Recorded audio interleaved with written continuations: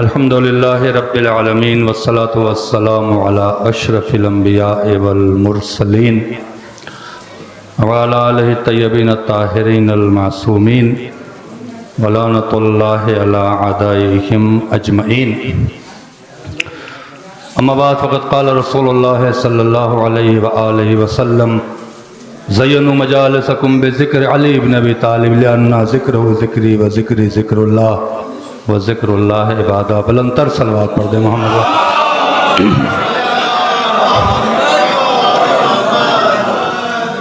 अज़मत मौलाए कायनात में बुलंदतर सलवात पढ़े मोहम्मद।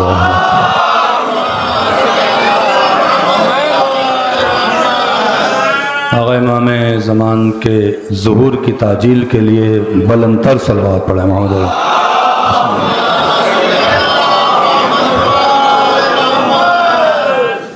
तो रजब का यह दिन था और आप तमाम आशिक़ान अहल बैत और मौला अली की विलायत का दम भरने वाले और उनकी फ़जीलत को सुनने वाले और उस पर वाह वाह करने वालों को मुबारकबादी पेश करता हूँ और अल्लाह से दुआ करता हूँ कि परवरदिगार हमें और हमारी नस्लों को अली की विलायत पे कायम और दायम फरमाए। जब तक हयात हो इन्हीं के ज़िक्र में और मौत आए तो इनकी विलायत पे इंशाअल्लाह। मौला की रज़ा के लिए इस महफ़िल की कबूलियत के लिए बुलंदतर सलवात पढ़े मोहम्मद।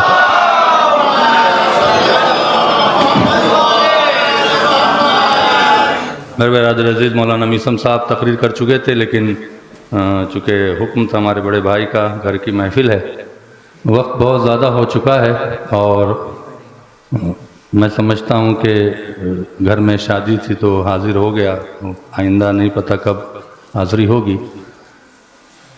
मैं सोच रहा था कि कहाँ से शुरू करें और कहाँ ख़त्म करें, इसलिए कि यह फ़जीलत का वो दरिया है जिसका कोई किनारा नहीं है और इस फ़जीलत के दरिया में तैरने वाला कभी डूबता नहीं है। उसका जश्न विलादत है। देखें, मैं महसूस करूँगा कि तब मैं एक तोहफ़ा आपके सामने पेश करना चाहता हूँ मौलाए कायनात के हवाले से, लेकिन चाहता हूँ कि थोड़ा सा आज़मा लूँ कि मुझे कहना है कि नहीं कहना है। एक अजीम जुमला है जो मेरे जहन में आया कि आज उसका जश्न विलादत है जो मदीने का इकलौता मर्द था।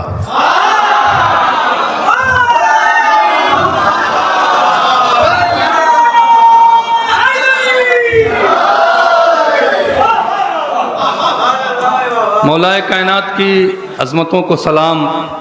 और जब मैं क़ुम में पढ़ता था, मेरे उस्ताद ने कहा था कि मौलाना बन के क्या करोगे? मैंने कहा मुझे ख़तीब बनना है, मौला की फ़जीलत बयान करनी। तो उन्होंने बहुत सी ऐसी किताबों का मुझे हवाला दिया जो आज लाइब्रेरी में और ख़ासकर मरशी साहब की लाइब्रेरी में मौजूद है। उसमें एक किताब थी और उस किताब का नाम है अल इमाम अली इब्न अबी तालिब। मौला की शान में किताब लिखी गई 110 जिल्दों में और ये इसमें फ़ज़ाइल बड़े अजीब व गरीब अंदाज से थे। तो उसी में से कुछ जुमले आपके सामने अर्ज़ कर दूं, वरना पढ़ना शुरू करें तो शायद रात गुजर जाए और आपको थकान भी महसूस न हो। इसमें आयतुल्लाह काज़मी क़ज़वीन इराक़ी ने इस किताब के लिखने का जो मोटिव बताया वो ये कि मैं लेटा हुआ था और मेरे जहन में एक बैग के सवाल आया कि अली मिंबर से क्यों कह रहे थे कि मुझसे सवाल करो। इससे अली को पता था कि बैठने वाले अक्सर मुनाफिक हैं जिनका चेहरा कुछ और है, जिनके दिल में कुछ और है। इसलिए कि मैं अगर यहाँ पे बैठ के कहूँ कि मुझसे सवाल करें और जितना आप सवाल के जवाब मैं देता जाऊँगा उतनी मेरी शख्सियत बुलंद होती चली जाएगी। जुमला सुन लें उनका, उस अली को इन मुनाफिकीन से अपनी फ़जीलत पढ़वाने की क्या ज़रूरत थी कि उसका कसीदा उस वक्त पढ़ा जा रहा था कि न ज़बान थी, न कलाम था, न ज़मीन थी, खुदा था और बंदा था। तो उन्होंने कहा कि ऐसा नहीं है, मौलाए कायनात ने कहीं न कहीं सवाल जवाब का सेशन किया है और इस किताब के लिखने में उन्होंने अपनी पूरी प्रॉपर्टी, पूरी हर दुनिया की, इंडिया भी आए थे और ये भी जो यहाँ पे लखनऊ में लाइब्रेरी वो भी देख के गए थे और फिर उन्होंने सवाल जवाब पर किताब मुरतब किया। जब मैं इस टॉपिक पर पहुँचा कि जब मौलाए कायनात से उनके एक सहाबी कुमैल इब्न ज़ियाद ने सवाल किया यहीं से बात को बड़ी हसीन तरीके से पेश कर देता हूँ, अगर अल्लाह ने तौफीक दी कि मौला जब फ़ज़ाइल के दरिया बहाए, अपनी फजीलतें बयान की, तो कुमैल ने फजीलतें सुनने के बाद एक सवाल किया कि मौला इन फजीलतों में आपकी सबसे बड़ी फजीलत क्या है। अली का जवाब सुन लें। मौला ने मुस्कुरा के कहा, मेरी हर फजीलत बड़ी है, इससे कि देने वाला बड़ा है। अल्लाहु अकबर। मेरी हर फजीलत बड़ी है, इससे कि देने वाला बड़ा है। लेकिन कुमैल याद रखो, मुझ अली से अल्लाह इतनी मोहब्बत करता है कि उसने 4 फजीलतें मुझ अली को ऐसी दी हैं कि मुझसे पहले न किसी को दिया था, न मेरे बाद किसी को देगा। यहाँ पे बड़ा नज़ाकत का जुमला है, और हमारा वतन है और हमें अपने वतन पे नाज है। रईसुल वाज़ीन यहाँ पे खिदमत कर चुके हैं। जुमला सुन लीजिएगा कि 4 फजीलतें ऐसी हैं कि मुझसे पहले न खुदा ने किसी को दिया था, न मेरे बाद देगा। कमाल तो यह है कि वो हर शय पे कादिर है, दे सकता है मगर नहीं देगा। मैं क्या कह रहा हूं आपसे, अल्लाह हर शय पे कादिर है, ये फजीलत किसी और को दे सकता था मगर नहीं देगा। कुमैल ने पूछा, मौला क्यों? कहा, वो अल्लाह मुझ अली को इतना अजीज रखता है कि वो चाहता है जैसे मैं जात में वाहिद हूं, अली सिफात में वाहिद रहे।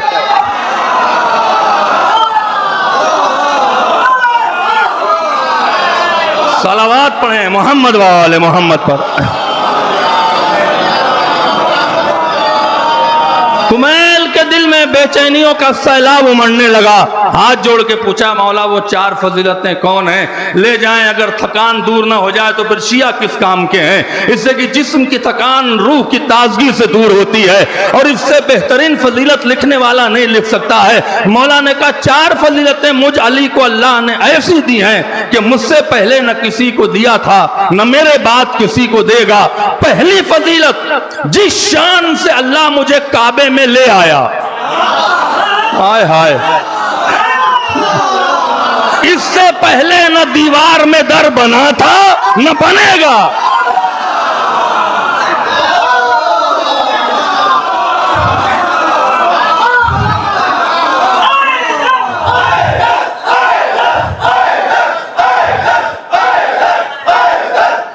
जी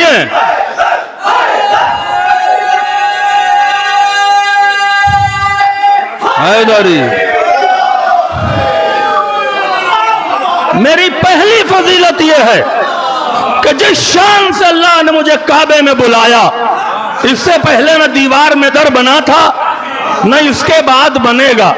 मौला दूसरी फजीलत क्या है? कशबे हिजरत, रसूल के बिस्तर पे लेटकर अल्लाह की मर्जी का ले लेना। मुझसे पहले न किसी ने लिया था, न मेरे बाद कोई लेगा। मौला आपकी तीसरी फजीलत क्या है? का गदीर के चौराहे पर जिस एहतमाम से विलायत का ऐलान हुआ, इससे पहले न हुआ था न इसके बाद होगा। कुमैल कहते हैं कि जब मौला चौथी फजीलत पर आए तो इफ्तिखार की मंजिल में आ गए। मैंने मौला को फख्र की मंजिल में देखा, और जानू पे हाथ मार के कहते हैं, हर आदमी बोलेगा, जानू पे हाथ मार के कहते हैं कि ऐ कुमैल, चौथी फजीलत यह है कि ज़हरा को मेरी ज़ौजा बनाना।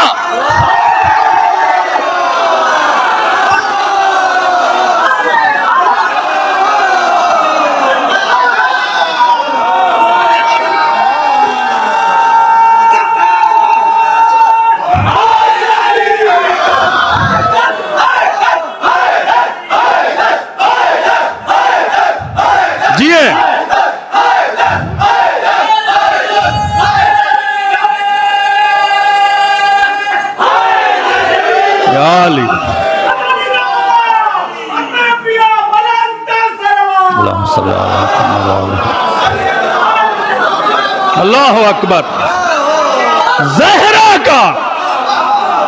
ज़हरा को मेरी ज़ौजा बनाना, न इससे पहले कोई ज़हरा थी न इसके बाद आएगी। सलवात पढ़े ना मोहम्मद वाले मोहम्मद पर। मौला पहली फजीलत की वजाहत कीजिए। भाई इंतखाब अली का है, मामूली तो है नहीं, इतनी फजीलतों में इंतखाब है। तो मौला ने कहा 13 रजब है। ये मैंने आपको किताब का हवाला दिया, इसमें एक रिवायत है जो कहीं मैंने नहीं देखा है, हो सकता है उलमा ने देखा, मैंने नहीं देखा है। उसी रिवायत तक लाना और वहीं पे ख़त्म कर देना है। 13 रजब का दिन था, कुमैल, मगरिब का वक्त था। मेरी माँ अकेले मेरे बाप के घर से निकली। ये कहें कि अली खामोश हो गए। तुमने कुमैल गौर न किया कैसे मौके पर शौहर अपनी ज़ौजा को तन्हा नहीं छोड़ता है। मैं क्या कह गया आपसे, ना अबू तालिब साथ आए, ना अबू तालिब ने रोका। क्यों? इसलिए कि अली के बाप को पता था अमानत मेरी नहीं है। हाय हाय, जीते रहे, अमानत मेरी नहीं है। जरा सलवात पढ़े मोहम्मद वाले मोहम्मद पर। कुमैल ने पूछा, मौला ये इशा का वक्त क्यों मुअय्यन किया? रात में किसी वक्त पे बुला लेता। कैसे कि अल्लाह की मसलहत ये है कि जो ये वक्त होता है इशा का, ये किसी मरकज पे जमा होकर लोगों की गुफ्तगू करने का होता है। 1400 साल पहले का था, आज भी हो रहा है। मैं क्या कह रहा हूं आपसे। तो काबा मक्का का मरकज था। अल्लाह चाहता था, अल्लाह को पता था कि जो बच्चा काबे में आ रहा है इससे इनकी औलादें लड़ेंगी जो मक्के के पास, इस काबे के पास मौजूद हैं। उन्हें समझ में आ जाए कि कौन है ये। तवज्जो फरमाए जाने मोहतरम। अब हम ये भी सुनते हैं, लोग पढ़ते भी बड़ी शान से और अजीब है, सोचते भी नहीं है। पढ़ते हैं, सोचते नहीं है। बहुत से ऐसे वाक़यात हैं जो इस्मत के खिलाफ हैं, हमारे मजहब के खिलाफ है। क्या कहते हैं, बीबी को दर्द था, काबे के पास आई, कह रही थी कि अल्लाह मेरे दर्द को हल कर। मुझे तो किसी मोतबर किताब में नहीं मिला। इतना मिला कि बीबी ने आके, देखिए ऐलान रिसालत से 10-11 साल पहले अली आ रहे हैं, अभी ऐलान नहीं है, अभी कुरान कुछ भी नहीं आया है। आप जाके बिहारुल अनवार में भी देखें, खुतबा फातिमा बिन्ते असद के नाम से, वहां पे ये मिलता ही नहीं है।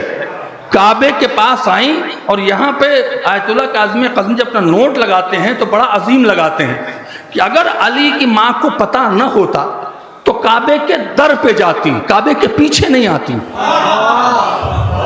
कहाँ बैठे हैं आप? भाई मैं किसी के जाऊंगा तो घर पे जाऊंगा ना, तो भाई यहां से अंदर जाना है। पीछे जाने का मतलब यह है कि माँ को भी मालूम था, बाप को भी मालूम था। और इसमें हैरानी की क्या बात है कि जब एक आम आदमी आज नजफ की गलियों में टहल कर मर्जा बन जाता है, तो जिसके बटन में शाह नजफ है,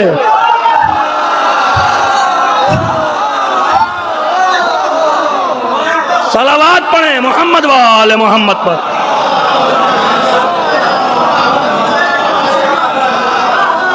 काबे की उस दीवार पे हाथ रखा और पहला जुमला कहा, अल्लाहुम्मा इन्नी आमनतु बिका, ऐ अल्लाह मैं तुझ पर ईमान लाई हुई हूं। माजी का सीगा है, ईमान ला नहीं रही हूं। मगर अब थक गए तो मैं उतर जाऊं, बड़ा बारीक जुमला है, ईमान लाई हुई हूं। ये कब कह रही हैं? कभी शरीयत आई नहीं है, अभी दीन का कोई मसला ही नहीं है, और रसूल की रिसालत के ऐलान से 10 साल पहले कह रही हैं मैं ईमान लाई हुई हूं, अल्लाह तुझ पर ईमान लाई हुई हूं। वह आमन तो बे रसूल का, और तेरे रसूल पर ईमान लाई हुई हूं। वह आमन तो बेवलदी फी बतनी वसी और रसूल का, और मैं उस बच्चे पर ईमान लाई हुई हूं, है तो मेरे बतन में लेकिन तेरे रसूल का वसी है। फातिमा बिन्त असद ने बड़ा फैसला किया, मैं तुझ पर ईमान लाई हुई हूं, इससे ला इलाहा इल्लल्लाह, मैं तेरे रसूल पर ईमान लाई हुई हूं, मुहम्मदुर रसूलुल्लाह, मैं रसूल के वसी पर ईमान लाई हुई हूं, अलीउन वसी और रसूलुल्लाह।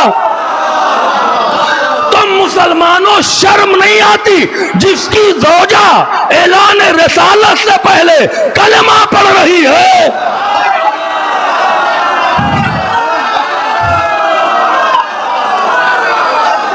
सलावत पढ़े मोहम्मद वाले मोहम्मद पर।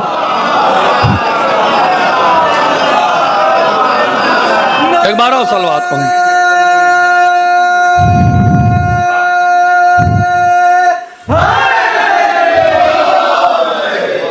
कुमैल से मौला ने कहा, कुमैल अब आगे की बात मेरी माँ की ज़बानी सुनो।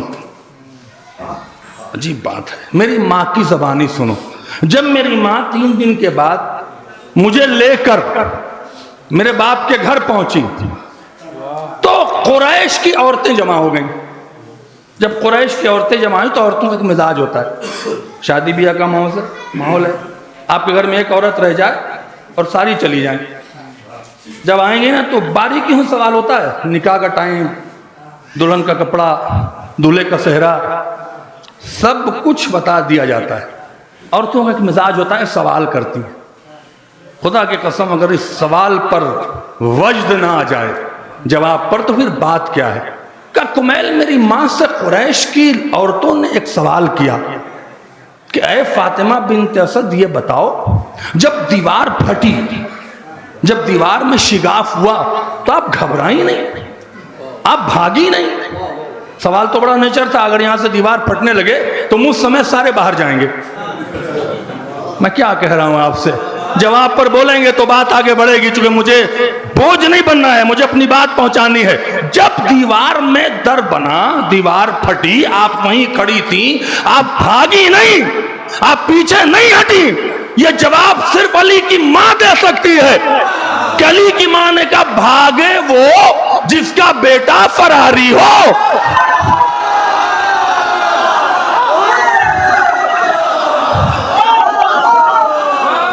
सलावत पढ़े मोहम्मद वाले मोहम्मद पर। एक बार और सलावत पढ़े मोहम्मद वाले मोहम्मद पर। अब ये रवायत मैंने कहीं नहीं देखा था। पढ़ने के बाद खुदा की कसम 3-4 दिन सोचता रह गया, क्या रवायत है, आप तक पढ़ता हूं और आपसे इजाजत लेता हूं। फिर दूसरा सवाल क्या हुआ, क्या दीवार में दर बन गया तो आप घबराई नहीं? घबराए वो, भागे वो जिसका बेटा फरारी हो। मैं करार की मां हूं, मैं गैर फरार की मां हूं। दूसरा सवाल किया, क्या दीवार में दर होती आप अंदर चली गई? ये रिवायत है, मैं अपनी ज़बान में पढ़ रहा हूं।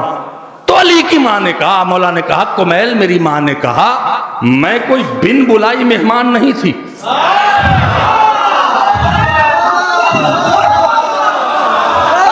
अल्लाह अकबर। मैं कोई बिन बुलाई मेहमान नहीं थी कि दीवार में दर बना और मैं चली जाऊं। एक होता है बिन बुलाया मेहमान, एक होता है बुलाया हुआ मेहमान। बिन बुलाए मेहमान को भले आप कुछ समझें, अल्लाह और रसूल ने बड़ी इज्जत दिया है। अब ब्रैकेट में एक बात कह दूं ताकि बिन बुलाए मेहमान पे आप परेशान न हो। जो बिन बुलाए मेहमान होता है वो अपने साथ 1000 मलाइका लेके आता है और 900 छोड़ के जाता है। जाहिर सी बात है, अल्लाह ने भी देखा है कि बिन बुलाए घुस के घर में है, चच्ची कैसी है, अब चच्ची मालूम हुआ कि चाय मांग लिया तो पत्ती नहीं है तो किससे मंगवाएं, शक्कर किससे मंगवाएं, इज्जत कैसे बचाएं, दाल मोट कहाँ से लाएं, होता है ना, एक टेंशन होती है। उस टेंशन का अज्र दिया कि 1000 मलाइका आते हैं, 900 रह जाते हैं आपके घर में, 100 चला। ये बिन बुलाए मेहमान की अजमत है। जो बुलाया हुआ मेहमान हो तो उसके साथ 500 आते हैं, 450 चले जाते हैं। तवज्जो फरमाए, ये एक बात थी जो मैंने कही है, कोई मैं बिन बुलाई मेहमान नहीं थी। बुलाए हुए मेहमान में और बिन बुलाए मेहमान में क्या फर्क होता है? बिन बुलाए मेहमान दरवाजा खुलता है, चला जाता है। जिस मेहमान को बुलाया जाता है पहले दरवाजा खोला जाता है और कहा जाता है तशरीफ ले आए। मैं आगे बात है, मैं थोड़ी सी बात 2-4 मिनट की और बात है, इसके बाद मैं खत्म कर देता हूं। मैं कोई बिन बुलाई मेहमान थोड़ी थी कि दरवाजा खुलते ही मैं काबे के अंदर चली जाती, फिर मैं रुकी रही। अंदर से आवाज आती है, आ मेरी कनीज़ खास मेरे घर में चली आ। अगला जुमला मैं समझता हूं 1000 मजलिस में एक जुमला भारी है। मौलाए कायनात ने मुस्कुरा के कुमैल से कहा, कुमैल तुमने गौर नहीं किया? क्या कहा?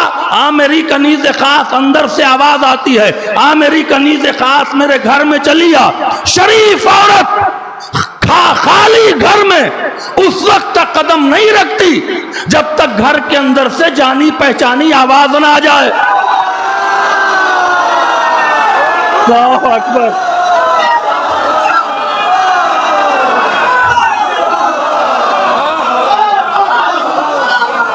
शरीफ औरत, क्या बारीकी है, उस वक्त तक खाली घर में कदम नहीं रखती जब तक के घर के अंदर से जानी पहचानी आवाज ना आ जाए।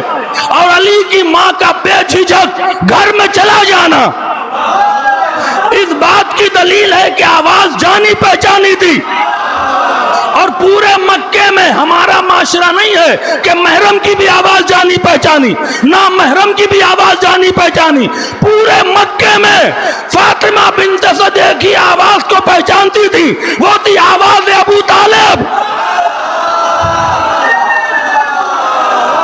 वो थी आवाज अबू तालिब। तो मुझे जुमला कहने दीजिए, खुदा मालूम उस खुदा को इनके खानदान का कितना लहजा प्यारा था कि अर्श पर बेटे के लहजे में बोला, फर्श पर बाप।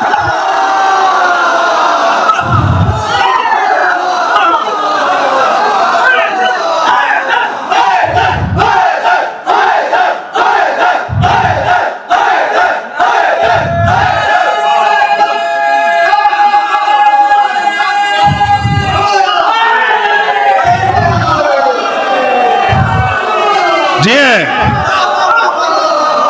सलावत पढ़ दें मोहम्मद वाले मोहम्मद पर। इधर 3 दिन हुआ। असल में मुसीबत है कि हम कहानी की तरफ पढ़ते हैं, बीबी आई, दीवार में दर हुआ। अरे ये कहानी नहीं है, ये अली के फजाइल का राज है। 2 जुमले और सुन लीजिए। रसूल आए ले गए, अरे भाई लाइफ से थोड़ी रसूल आ गए। इधर 3 दिन हुआ। मेरी मां को अल्लाह ने नहीं कहा कि निकल जाओ, ये मरियम नहीं थी, ये मेरी मां थी। मेरी मां ने कहा इज़ा अरदतु अन अखरुजी मिनल बैत, जब मैंने चाहा कि मैं निकलूं घर से तो अल्लाह ने फिर से दीवार में दर बनाया। अल्लाह अकबर। अब जिसके हलक से उतरा वो दुआ देगा, नहीं उतरा उतरने की दुआ है। अली की मां ने क्या कहा, जब मैंने इरादा किया कि मैं घर से निकलूं तो अल्लाह ने फिर दीवार में दर बनाया। क्या अली की मां का मर्तबा है कि जिसके इरादे का मुंतजिर खुद खुदा है।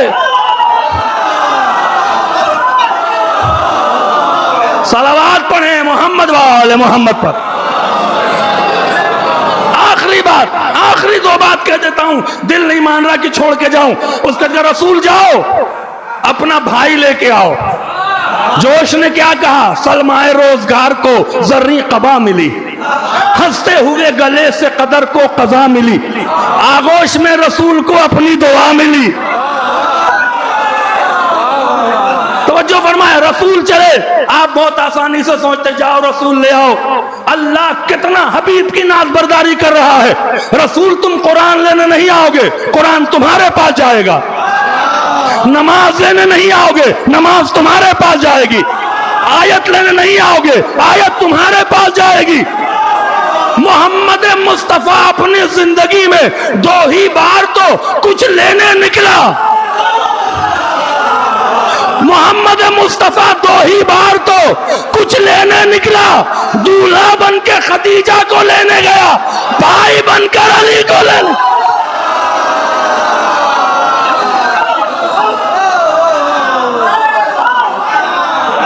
बुलंदतर सलवात पढ़े मोहम्मद वाले मोहम्मद।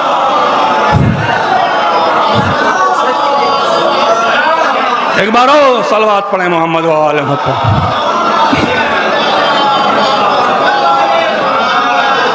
लुत्फ आया। यह है अली की फजीलत। हराम खोरों को समझ में नहीं आएगी।